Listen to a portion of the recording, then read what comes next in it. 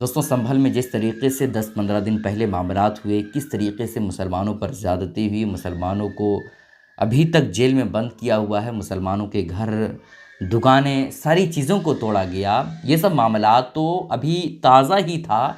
लेकिन एक और मामला, एक और साजिश बहुत बड़ी कुछ लोग चला रहे हैं। मामला क्या है और इस पर वहाँ के सांसद जो ज़ियाउर रहमान बर्क हैं, उन्होंने क्या कुछ कहा है, उन्होंने तो अपना हक ही अदा कर दिया। दोस्तों, शुरू से ही ज़ियाउर रहमान में किस तरीके से संभल के लोगों के साथ खड़े रहे और किस तरीके से आवाज़ बुलंद किया, वो किसी से छुपा नहीं है। ज़ियाउर रहमान हमेशा मुसलमानों के साथ खड़े थे। ये ज़ियाउर रहमान जो है वो संभल के सांसद हैं और इन्होंने तो पूरा हक अदा कर दिया। किस तरीके से उन्होंने संसद में आवाज़ उठाया है वो तो आपको बताऊंगा ही, लेकिन मामला क्या है वो पहले आप सुन लें।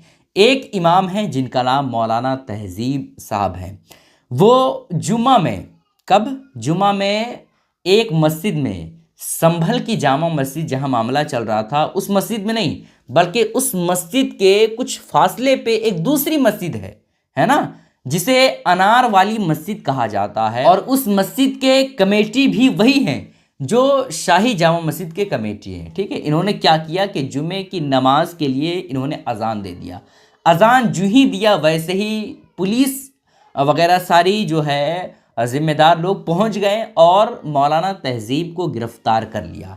और गिरफ्तार करने के बाद खुशी की बात यह है कि उन्हें कुछ लम्हे के बाद उन्हें ज़मानत तो मिल गई, लेकिन हुकूमत की तरफ से ये कहा गया कि अब उनको 2 लाख रुपए जुर्माने देने पड़ेंगे। अब बताइए, एक इमाम जो महीने के 7,000, 8,000, 9,000, 10,000 इससे ज़्यादा नहीं कमा पाता है, वो इमाम कैसे 2 लाख रुपए जुर्माने के तौर पर भर पाएगा? और गलती क्या है? गलती बस इतनी सी है कि उसने लाउड स्पीकर में अजान दे दिया। अब भैया ऐसा तो नहीं है कि यूपी में हर जगह जो है लाउड स्पीकर मंदिर में बंद है, ऐसा तो नहीं है ना। सारे मंदिरों में काम जो होता है वो लाउड स्पीकर से अब होने लगा है। तो भैया मस्जिद के इमाम पर जहां आप कार्रवाई कर रहे हैं, वहीं पे मंदिर के पुजारियों पर भी कार्रवाई तो होनी चाहिए, लेकिन ऐसा नहीं हुआ। तो इस पर संभल के सांसद ज़ियाउर रहमान बर्क ने जो आवाज़ उठाई है ना दोस्तों, वो बहुत ही ज़्यादा हैरानकुन आवाज़ है और बहुत अच्छी आवाज़ है। उन्होंने क्या कुछ कहा है, आइए मैं आपके सामने वो वीडियो पेश कर देता हूँ। माध्यम से कहना चाहता हूँ कि आर्टिकल 30 के अंदर अपने तालीमी इदारों को कायम करने और उनके चलाने का हक है, लेकिन हमारे साथ ज्यादती हो रही है। ये संविधान को अगर आप कमजोर करेंगे तो याद रखना, ये देश कमजोर होगा, हमारा मुल्क कमजोर होगा। जो संविधान के प्रति वफादार नहीं हो सकते वो हमारे मुल्क के प्रति वफादार नहीं हो सकते। मैं उस संभल की सरजमी से आता हूं जहां पर 15 दिन पहले एक संविधान को कमजोर करने का काम किया गया। वहां पे जिस प्रकार से 5 मजलूमों की जान ले ली गई, जिस तरह से 30 से ज्यादा लोगों को गोली मारकर घायल कर दिया गया और 27 से 50 से ज्यादा लोगों के खिलाफ मुकदमा दर्ज किया गया।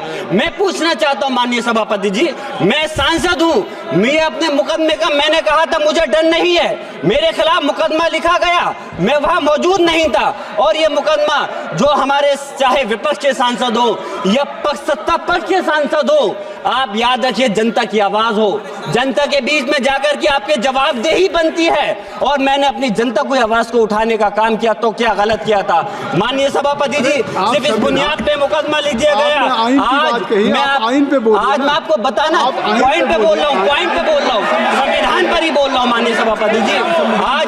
आज मैं चाहता हूँ उन लोगों को इंसाफ मिलना चाहिए जो इसके जिन्होंने ज्यादती की है, उनको सजा मिलनी चाहिए।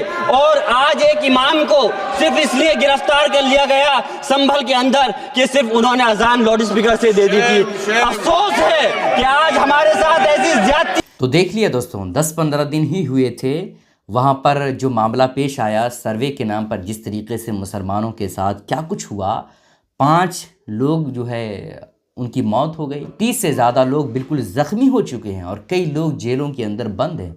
लेकिन इसके बावजूद इन लोगों का मन नहीं भरता है और आए दिन नई चालें चल रहे हैं ये लोग, ताकि मुसलमानों को संभल में बिल्कुल डराया जाए और बिल्कुल कंट्रोल में लिया जा सके। इस वीडियो को ज़्यादा से ज़्यादा शेयर कीजिएगा दोस्तों। अस्सलाम वालेकुम रहमतुल्लाहि व बरकातहू।